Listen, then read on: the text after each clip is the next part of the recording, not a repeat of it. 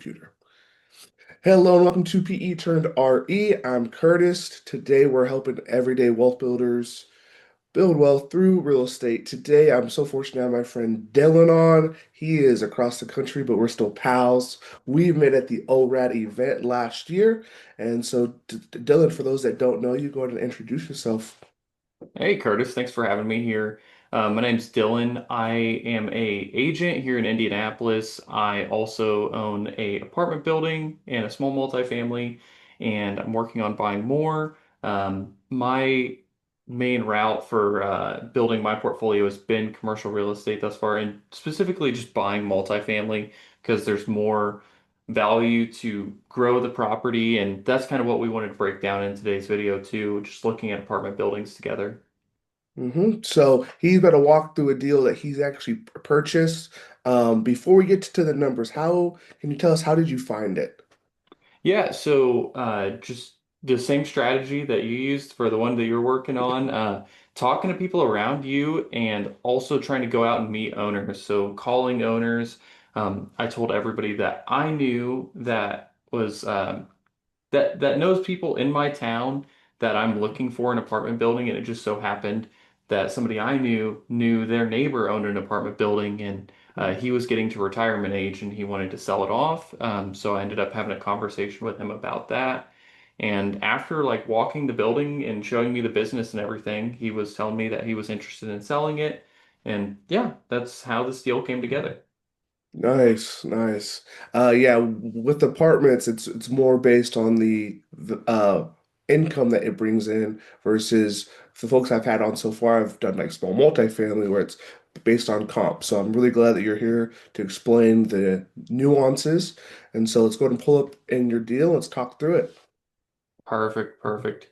Yeah, I think that's my favorite part about apartment buildings is that everything is based on the value that is generated from dividing the income by the cap rate, but we can go over that in a minute. So this initial deal, can you see the doc that I have at the bottom of the screen? I'm just seeing if I need to minimize this. I can't see a doc. I just see the spreadsheet.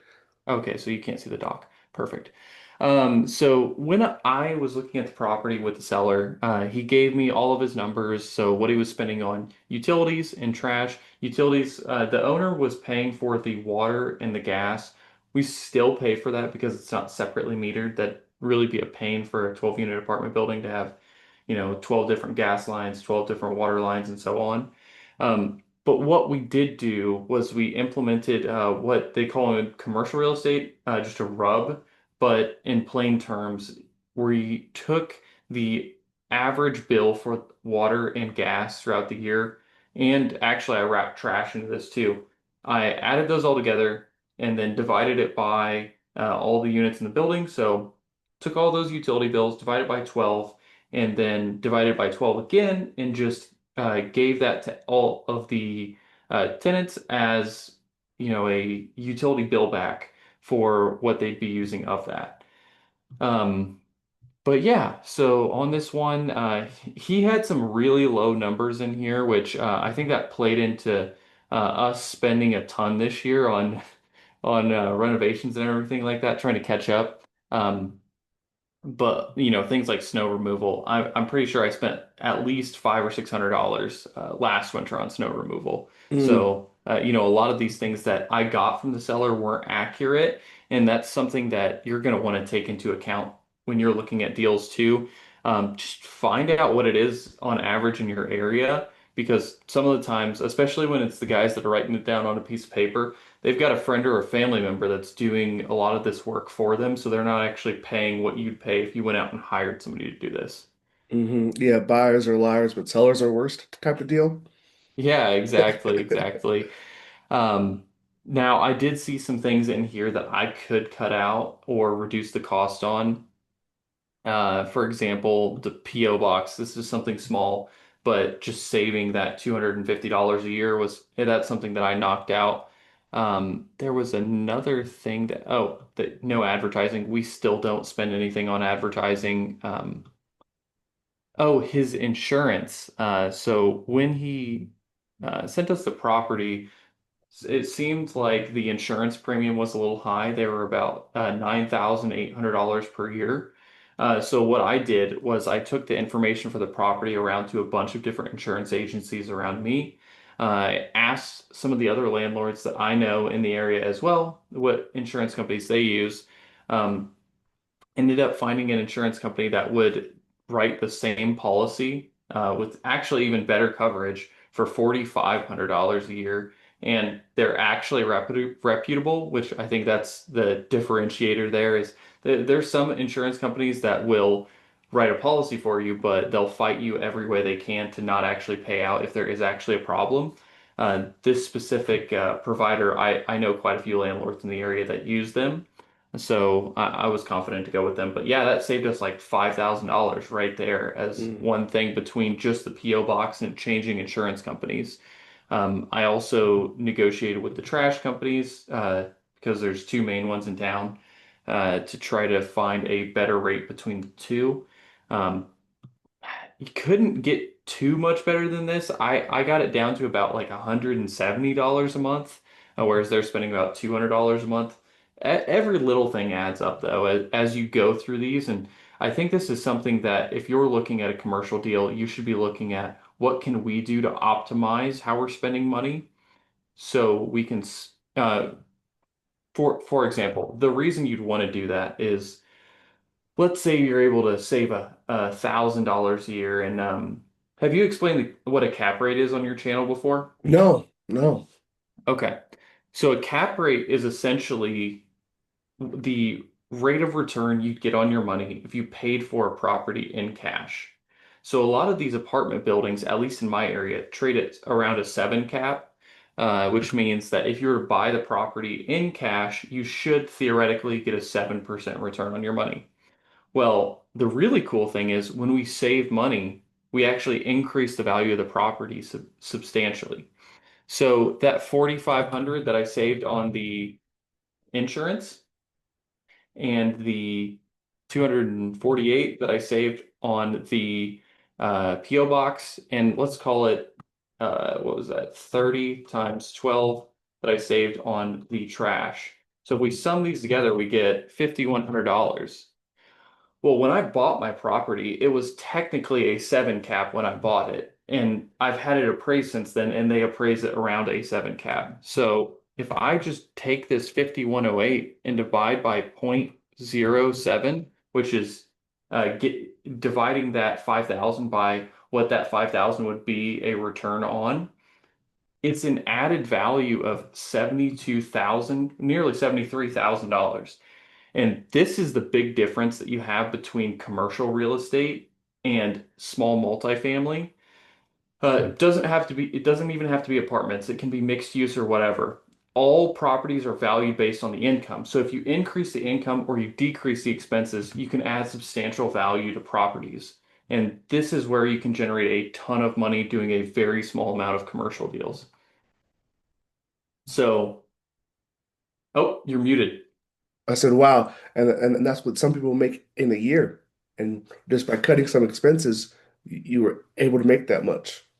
Yeah, it's really cool and it's an awesome tool to use.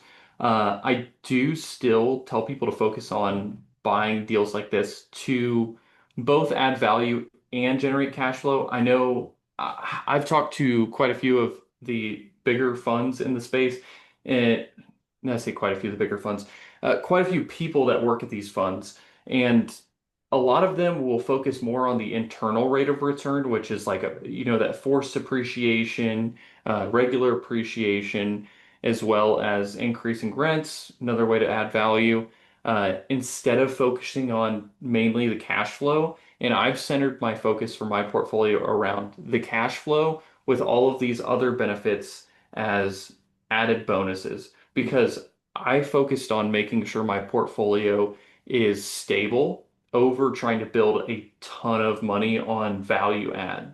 You can make a lot with value add, but if you only focus on value add, you can put yourself in a bad situation. Okay. So those are the numbers. How does Mhm. someone go about even purchasing, right? They're like, okay, we know what the expenses are, we know what things built in, but how do you actually acquire this? Yeah, so what we did is we went and talked to a local community bank, and this is actually the offer that I had put together. So all these are like my numbers that I was jotting down, like when we were doing the actual deal itself. So the property, they initially wanted 950. That wasn't going to work for us with the numbers they had. In fact, the price that we settled on, we were technically at a negative 6% cash on cash when buying the property. Um, However, there were a bunch of vacancies, so we were able to fill those vacancies. About four of the units were vacant, so we filled those four vacant units at market. And then about 2 months later, I just did a one-on-one meeting with all the eight other tenants in the other apartments, and we were able to figure out rates that made sense for them that weren't necessarily market, but they were better than where they were at now to make it make sense for us to lock in for a year. Um, so the easiest way to get financed on one of these is not to go to, your JP Morgan, Chase, Citi, Wells Fargo, any of that. The easiest place for you to go to get financed for one of these deals is the local community bank. I used one that's from my town, and they've been around for like 200 years. They hold all of their commercial loans on their book, and it makes it easier because they're able to bend the rules a little bit if they need to because it's all their money and they vote on these deals and they really like seeing people doing deals in their town, especially good deals. They're not going to fund you on something that loses money, but if it loses a little bit of money and they see the vision, they will. Like Hmm. for us, they saw it was negative 6% cash on cash. However, the rents were in the six and seven hundreds when market's about 1,000. Hmm.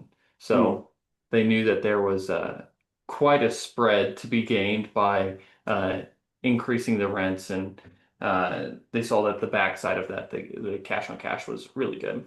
Hmm. So, one thing that I messed up on this deal was I did not account for as much renovation expenses. Hmm. Trying to look here and see if I have my budget for this. Oh no, this is just jotting down my repair numbers. Trying to get the other page opened. I've got a, let me see here. You might need to refresh because I don't even see the tab on the bottom. Oh, there we go. I had to zoom out. Let me see. I had the previous numbers somewhere. Well, either way, this is around what I ended up getting the numbers to. Um, as you can see, it's a relative. I think I'm missing a. Wait, am I missing anything? No, I'm not. I'm not missing any of the numbers here. Um, I don't think it's factoring something in. The net divided by. Yeah, it is not a 35% cash on cash return. I can tell you that. I wish. I wish. It's like a 16% cash on cash return. I think there's my debt service is missing. That's what it is. Mm. Um, this is, let's see, it's 3821 times 12. This will fix this for us. There we go. Well, it's saying it's 19. Um, There's probably something I'm missing in there, but it is yeah, so about 45,000, $46,000 a year. Um Still a solid deal either way. I don't usually see a 16% cash on cash, but when I bought this property, it was not very attractive. A lot of what we were looking at was an average rent of about $750, and there were no utility charges. Mm. So when you math that out, it's like a 5% return, and that's before whatever I am missing in the budget is factored in. So that's what was throwing us into the negative. It was just altogether, like if you only look at existing numbers, it was not a smart deal.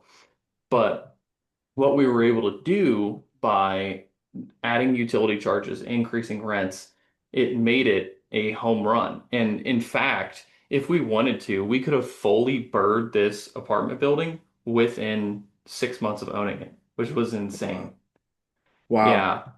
So we put down 232 and we estimated the rehab to be 50. Actually, no, this number is closer to 75,000 now.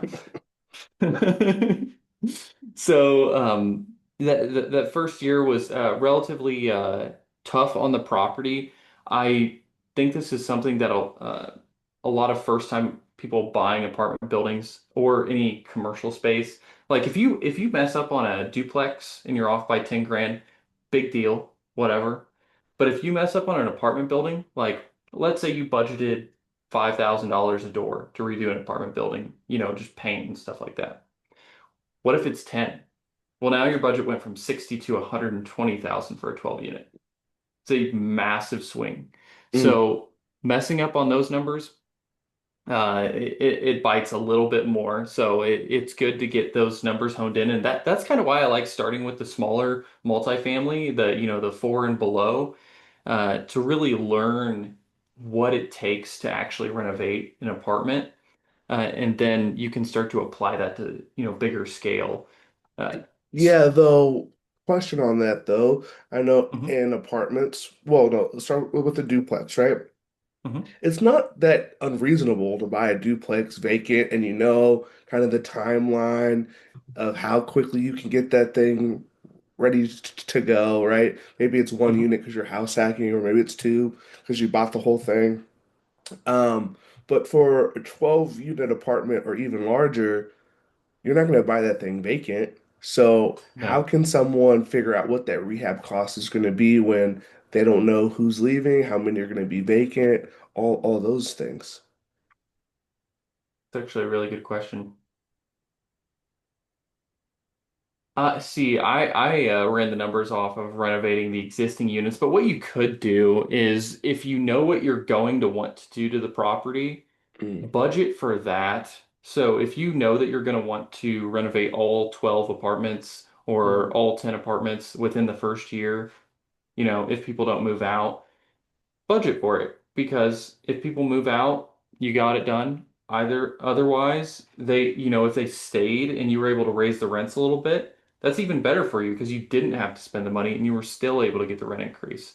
But if you didn't budget for it, that's where you're going to run into a problem. So I would rather be more conservative than say, well, I think only three are going to turn, so I'm mm, only going to budget for that because, if we budgeted for all 12 and three turn, that's awesome.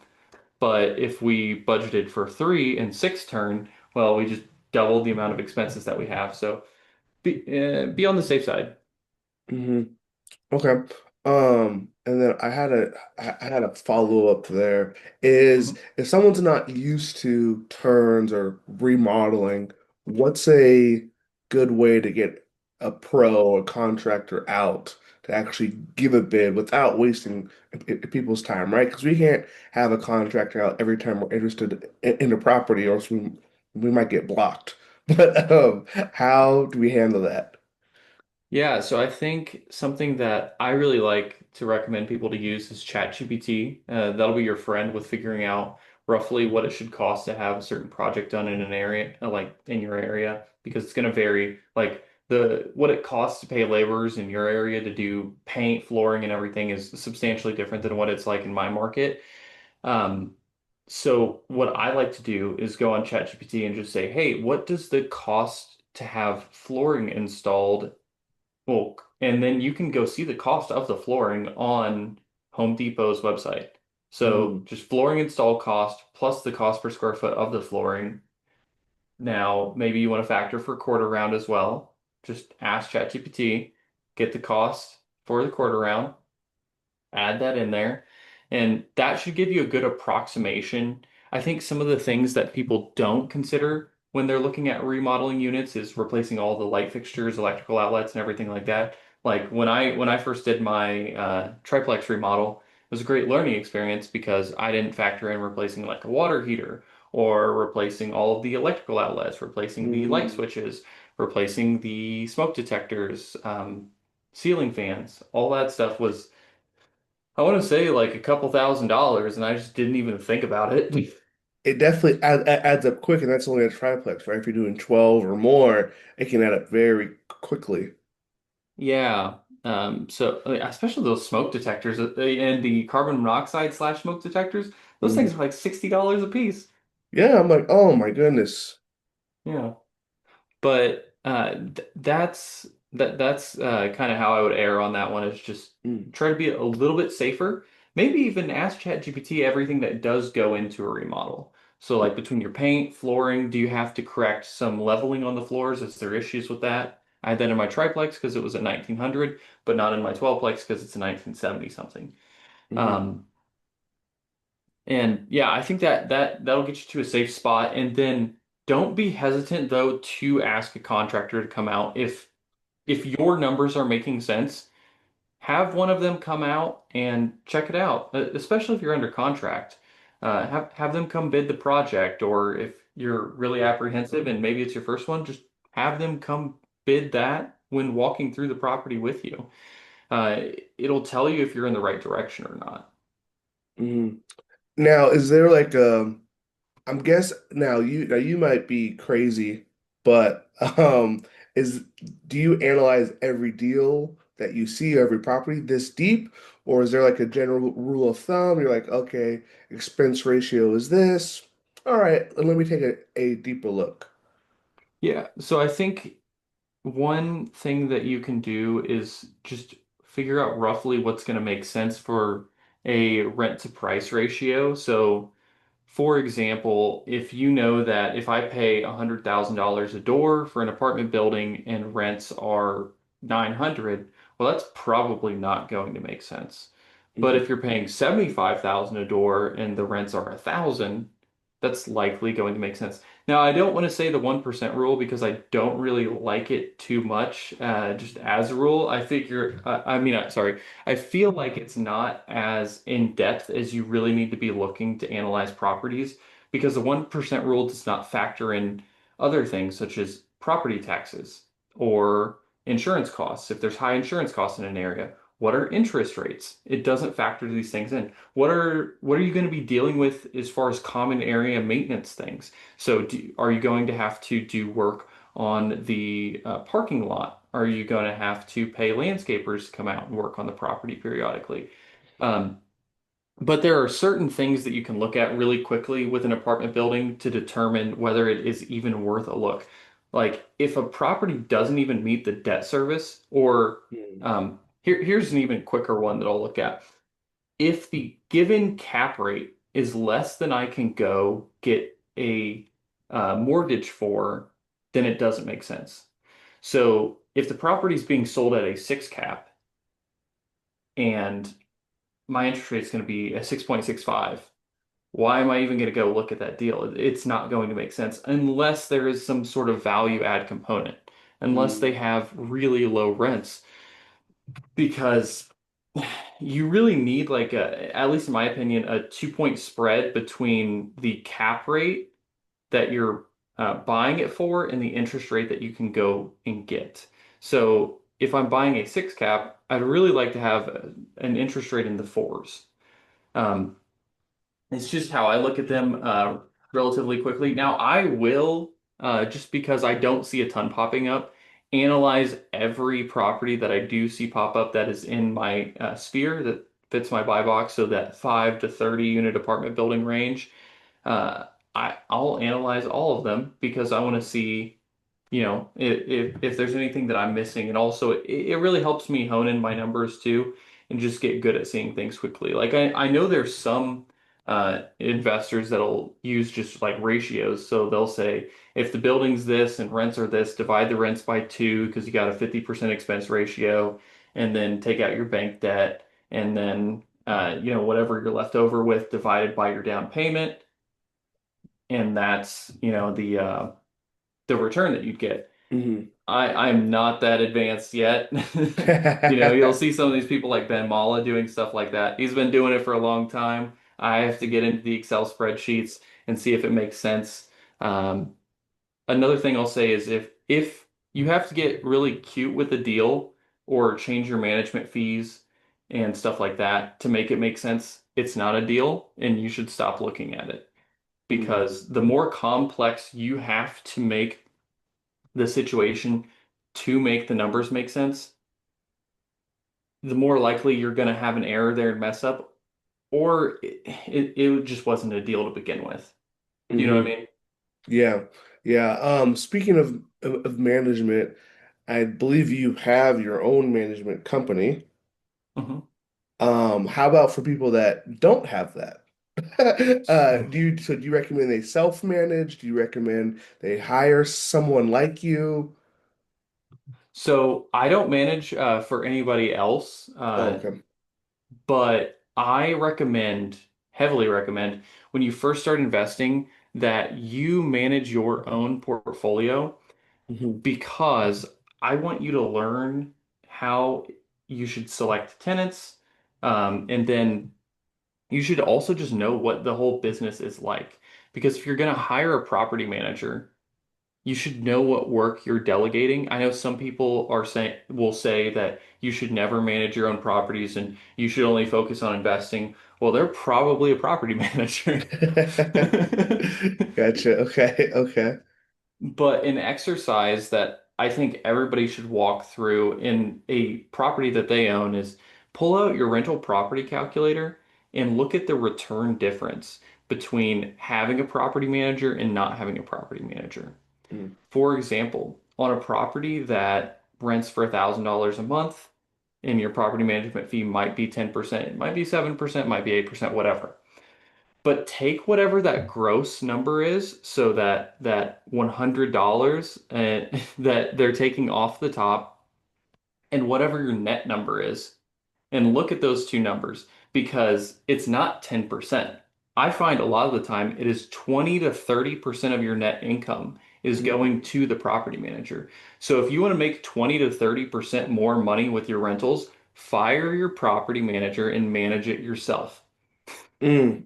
Nice. Now, sometimes in some states that's probably easier said and than done. And Yeah. in Indiana, I think you can just kick someone out by saying leave. Here in Washington, we have to have like World War III to try to get them out, right? And so it is. I also think it depends on how comfortable you are with knowing your local laws and things like that, you know? Yeah, no, I agree completely. If you're in a place where you have to jump through a ton of hoops to get people out, and if everything isn't done in order, it resets the whole process all over Mm, again. I mean, if you don't have the time to dedicate to learning the rules and such, just pass it off to somebody that does do that full time. That's all mhm, they manage. In my state, it's pretty easy. I can give somebody a 30-day notice and have them out at the end if they're on a month to month. With an eviction, we've had people out in as little as a few weeks, as long as 2 months. So it just really depends. Um, yeah, it's very subjective depending on your state, you know? mhm. Oh yeah, oh yeah. We're very d different markets here. Like Yeah. that 12 unit that you just brought up, that would be a duplex in a nice area of town here. Oh, like 800K. That's yeah, that'd be like a Seattle or like a new build by the water. I think that's a very nice duplex, um, or even a okay triplex. Yeah. Yeah, the cool thing though is when you're buying more expensive properties, you get a lot of principal pay down Mm-hmm. and a lot of appreciation. So Yep. where my property might, I mean, the 12plex is going to appreciate, but like my duplex I mean, triplex that I bought for 250K, if I had that same property with higher rents and a higher purchase price, that would be better for me because the appreciation is substantially greater when the Mhm. prices are higher. And if you're not even just looking at appreciation, look at the principal pay down. I mean, for example, on my 12plex, we get $800 per month in just principal pay down. Mm, It's a massive part of our returns. Like on that property, which we haven't been able to pull out any money yet this year. And I mhm. know it's December, which is shocking to people. But when you spend all of your cash flow making the property better, which you should do, I think if you don't cash flow your first year on an apartment building like this, I feel like it's to be expected because you're stabilizing and improving a property and you're making your asset better. So you're making it worth more money. So you will make money, but it's all in equity. It's not in cash Mm. flow in the first year. Wow. So for folks that would like to learn more about the commercial side of things, so what are some resources that you'd point them to? Obviously in yourself, but outside of you, what books, YouTube, what? Yeah, YouTube's one of my favorite places to go to learn some of these. I mean, you can see a lot of brokers that'll talk about deals. Um, I think I have a deal. I have a video breaking it down. I can also give you a calculator that I have that you can give to people. It's just a Google Sheets thing that people can copy and break down their deals. Then, yeah, just listening to podcasts, watching YouTube videos, people just talking about the deals, and even there's full breakdowns of people breaking down the existing, then the pro forma. Um, that'll help you a lot. And then once you watch a couple people do it, you should just jump in and start underwriting deals like this so you can get familiar with how everything works because there are other things that are added in to these bigger properties. Like a lot of the times you'll see in the T12, which is just the trailing 12 months of expenses and rents and everything like that. It's just trailing 12 months P&L. uh, you'll see like legal and a bunch of other things like CAM charges, which is just common area maintenance. So Mm, there's going to be a bunch of other things added in. And I think looking at one of those P&Ls is going to give you more ideas for things that you might not even consider factoring in that are going to be expenses that you have on a recurring basis. okay. Do you have a favorite channel or favorite channels? You're like, oh yeah, go watch because they're awesome. Well, he's not a commercial guy, but I like Invest with Ace. He's really good. Oh, He's on Instagram. But I know he's broke down a few commercial deals on his Instagram, and he might even have a YouTube channel too. mm, Um, and as far as commercial guys, Cody Davis is awesome. I know Cody's got a few videos on stuff. Him and Christian on multifamily strategy, they've got videos on it. I mean, those are all really good places to go learn commercial real estate. Speaking of Cody, you both are presenting at the ORED event, which that's I'm gonna be I'm great. not. What? No, it's a different Dylan. No, no way. Yeah. No. Why are you pulling my leg here? No, I'm serious. I actually watched Dylan's story. Really cool. He's a flipper and he raised private capital to do flipping, and he's been doing that. It sounds like for the past few years. Oh, that's the Dylan that's been on Zuber's channel, Yeah, um the wrestler. Yes. yeah. Yes, I've actually met I him twice.